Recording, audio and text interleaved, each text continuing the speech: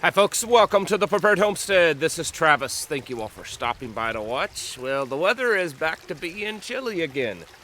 Yesterday we topped out at around 81 degrees and it's about 40 degrees right now. Had some storms run through last night. We did pretty well here, just a little bit of hail and a lot of rain, but there was certainly some areas that got some pretty damaging weather in our area. We just were fortunate enough to not get a lot of it here.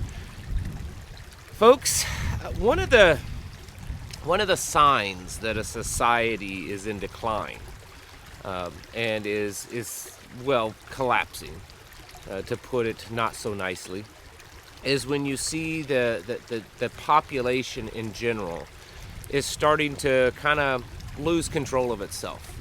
Lots of violence, lots of chaos, just people behaving badly, not just on a small scale with maybe one or two individuals here and there, but mass individuals. We're starting to see that a lot. We're starting to see just a lot of bad things happen because people are just behaving badly. And I've talked about that quite often here on this channel lately. And it's true. We're watching just absolute chaos happen all over the place, especially the bigger cities. It's not just concentrated to a few areas anymore, which is where it has mostly been in the past. You know, there were always certain cities that had certain areas in those cities that everyone just knew to avoid because that's where all the bad stuff happens. It's where the crime is. It's where the people kind of lose their mind. Anymore, it's happening all over. Yesterday, there were some more mass shootings, one down in Alabama, another one in Louisville, Kentucky. There was another one, I failed to remember where it was at, but I believe there were at least 3 yesterday. Some of these had multiple victims. We've seen that quite often here. Just last week or a few days ago, really, there was a shooting there at the bank in Louisville, Kentucky. There's been violence. I believe the other one yesterday was in Pennsylvania at a college or university. There's been lots of reported shootings at universities and other areas around the world, around the country. We're also seeing just, I don't even know how to put it, large hordes of people just kind of going crazy, almost like a combination between mass rioting and smash and grabs, where just hundreds and hundreds of people take to the streets and they're just tearing stuff up. They're becoming violent, they're fighting, they're destroying vehicles and buildings, much like what we saw during the BLM Summer of Love, but really in a lot of ways worse than that. Here's some video I'll show you from Chicago. This was last night in Chicago, yesterday afternoon and last night in Chicago. And there's quite a bit of footage online of it where just people are just being crazy. They're out there in the streets, hundreds and hundreds, thousands of them, tearing things up, beating each other up, assaulting people. We've seen in recent days, different parts of the country are kind of going into certain types of curfews and lockdowns. Baltimore, Maryland, the mayor there this past week issued an indefinite curfew order for minors because of the amount of violence that's been taking place on the streets in Maryland, there in Baltimore. We saw this a couple of weeks ago during spring break down in Florida, where they had to issue a state of emergency order because of the amount of mass violence, rioting, vandalism, assaults, and shootings in the streets down in certain places in Florida. We're seeing this kind of stuff happen all over. Now we've got a lot of the transgender, trans rights protests and stuff. There was some yesterday apparently in Austin, Texas. There was also some over the last few days in California. And a lot of these trans activists, they're assaulting people and nothing's being done about it. There's a video out there in California where there's police officers within 4 or 5 feet. I mean, they could literally put their hand on the shoulder of the person being assaulted, and the person's being assaulted, punched and hit and pushed by these protesters, and the police do nothing about it. The person's even crying out for help asking for the police officers, please help me, and they're just completely ignoring it. When we start to see images like this, and I'm really only mentioning a few, it's not like I'm pulling the absolute worst out there and highlighting it. These kinds of events are happening at a very, very regular pace. Almost daily now we're having shootings, we're having some type of mass violence happen. And when these events start happening at a more increased rate, I think it's a pretty good indicator that our society is really declining fast at that point. And it's something that us as prepared-minded people, we need to be aware of this kind of stuff and start really preparing and understanding that these are very much indicators, just as much as indicators as when we start hearing parts of Europe wanting to dump the US dollar, or all of these countries wanting to stop trade in the US dollar, or China threatening to go to war against us. Those kind of things are major events that indicate a decline in Americans' prominence and a changing of the world order.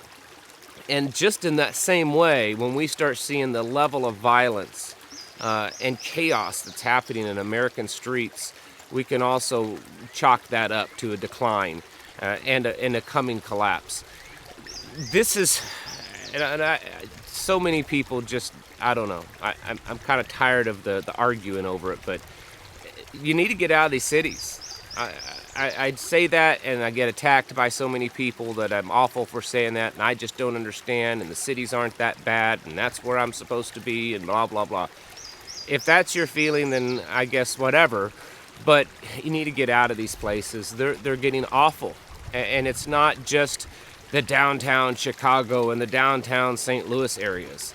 There are shootings everywhere. This one in Alabama, it wasn't in a major metropolitan area like Chicago, and it's happening. They're happening all over. We need to start removing ourselves from these places. Don't live there. They're falling apart.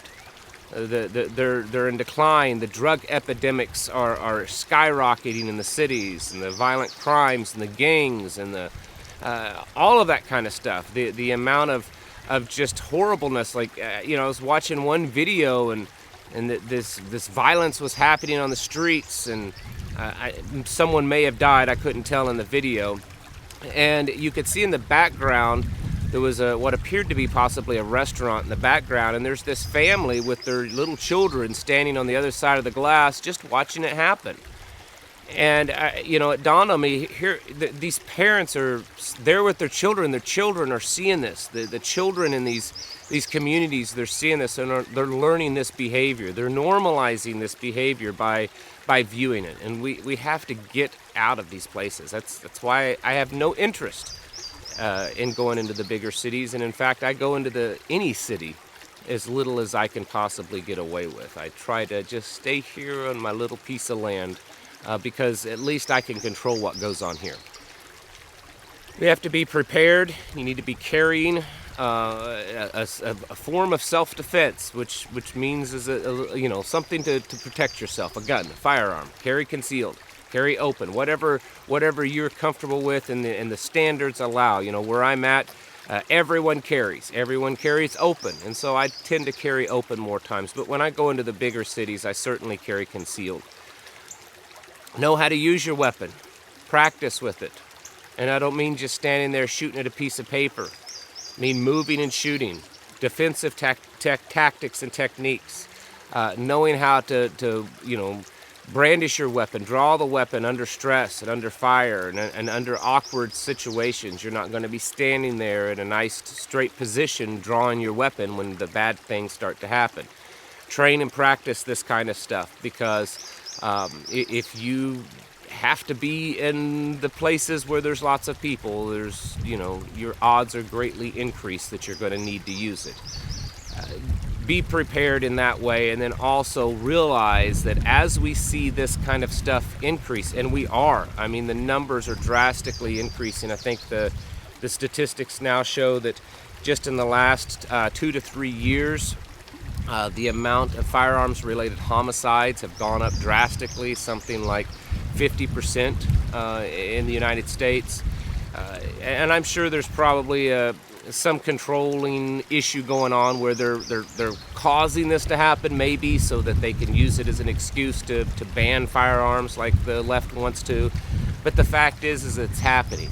We're seeing this just radical violence, just uncontrolled, unnecessary, just random violence happening all over. And then we're seeing it in mass amounts where there's hundreds or even thousands of people doing it. And so, folks, this needs to be taken seriously. And you know, there's two parts to it. Like I said, one part is focusing on your own personal defense, realizing where this stuff is more likely to happen, and making the decision at times to just not go there, coming up with alternative routes, finding different places to shop, carrying a form of self-defense, carrying a concealed carry, and then also just getting out of these cities if at all possible. Then there's the other aspect to it, is that it is all a sign of the decline of our civilization. We're watching it collapse right before our eyes. It's like sitting up on a hillside and watching Rome burn. That's exactly what we're watching, and we need to take the necessary precautions and preparations so that you and your family aren't going down with that ship. It's just that simple. That's why I advocate cutting ties with society and cutting ties with all the institutions and infrastructures and the systems and supply chains as much as you possibly can, so that it doesn't drag you down with it. There's a day of reckoning coming for the United States. I think that we've mocked and turned our back on God far too long, and I think we've just been given over to our own wickedness as a whole, and that's what we're seeing happen. And you folks need to be getting ready for that. You need to be getting your houses in order and preparing mentally, physically, and spiritually. Thank you for watching. I'll catch you in the next video. Folks, we are living in uncertain times where chaos seems to be around every corner. With wars and rumors of wars, economic collapse, pandemics, and more, we should strive daily to become more prepared mentally, physically, and of course spiritually. Please check out My Patriot Supply for all your preparedness needs. My Patriot Supply offers ready-hour food, Alexa Pure water filters, and many other emergency and survival products. My Patriot Supply is an American-owned company, run by Americans, producing American-made food. Emergency food from My Patriot Supply has a 25-plus year shelf life. It's simple to fix and delicious to eat. With My Patriot Supply, you can sleep at ease at night, knowing that you and your family have the emergency food to last through the coming times. To find out more, click on the link in the description below or go to preparewithtravis.com.